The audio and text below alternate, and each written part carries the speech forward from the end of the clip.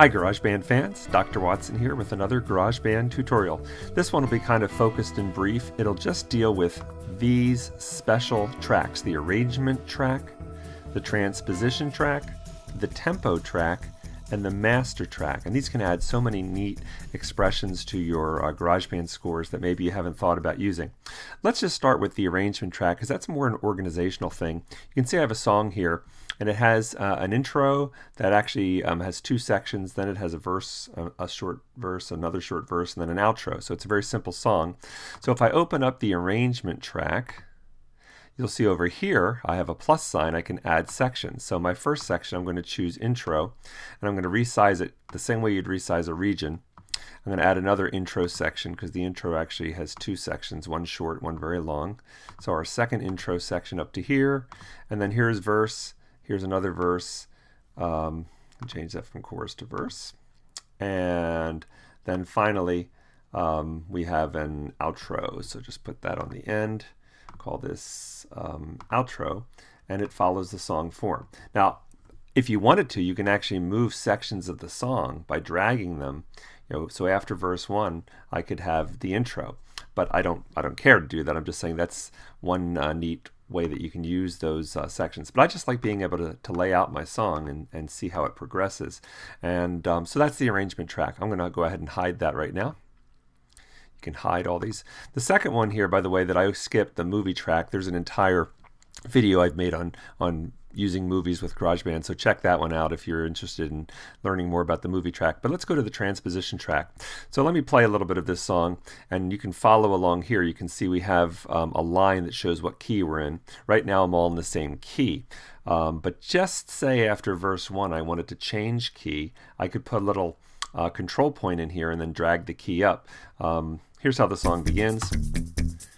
It's kind of like a spaghetti western, right?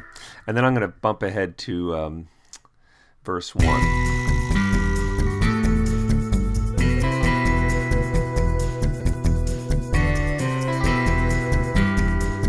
Okay, so just say, for instance, as we go into verse 2 right here, we do not have a transposition, right?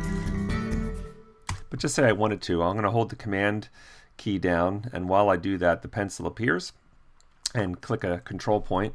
I'm going to drag that control point up 2 half steps. That's what that number 2 means there. It's 2 half steps. And now it'll actually modulate from, right now it's sort of in an E Phrygian mode. It'll modulate up to an F sharp Phrygian. Let's hear that, how that sounds.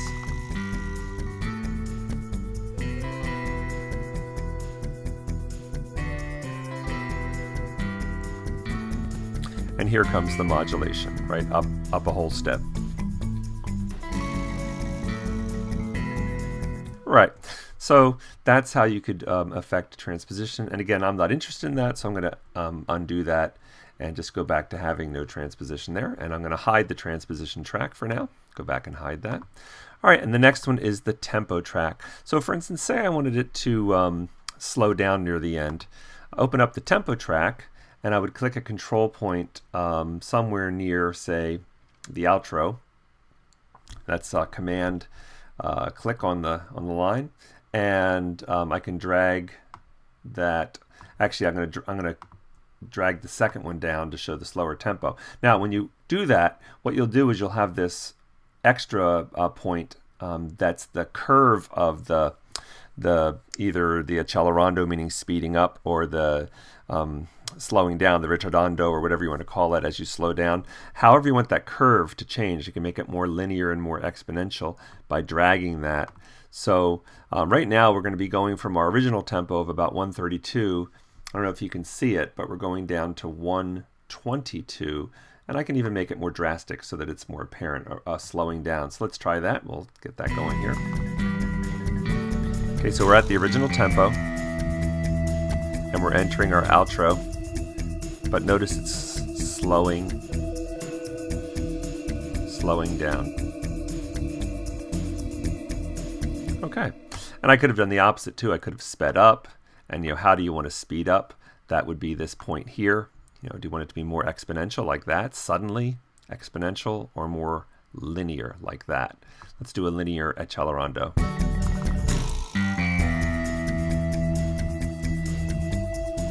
here, it goes in speeding up. Dun, dun, dun, dun, dun, dun, dun, dun, dun, and now it's a lot faster. Okay, so again, that's tempo. Let me undo all that, get rid of that, and go back to our original 132 and just keep it there.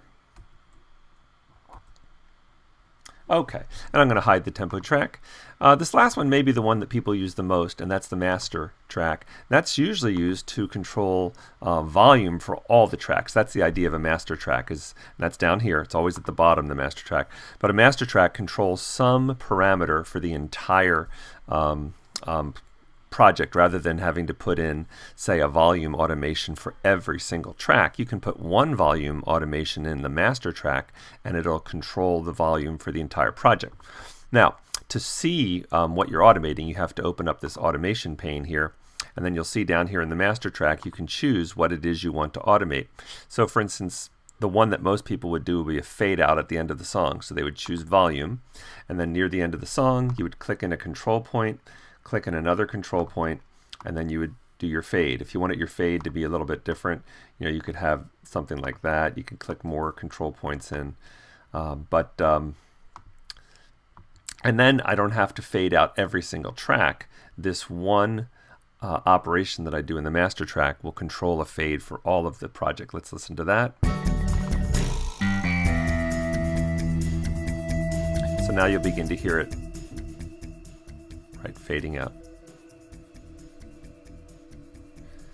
And then eventually fading completely out. So again, if you didn't do a master track volume fade, you would have had to do a volume fade in every single one of the tracks. And if you don't have that many tracks, it's not a big deal, but I've worked with projects where I get 50 tracks, and that's a lot of you can just do it once. So the special tracks, just to review, the one you'll probably, I would imagine, use the most would be this master track for volume fades at the end of a song. But you could also control like how much echo or reverb you have in the project. Maybe you want to start a project out very dry and then have the project assume some reverb later on. But that's the master track. And then we also have the tempo track for doing tempo changes. We have the transposition track for doing key changes. And then we have the arrangement track for organizing your project. And then there's another video I have on the movie track. Anyway, hopefully you'll start to use some of these extra special tracks in GarageBand to make your project even more expressive. Good luck.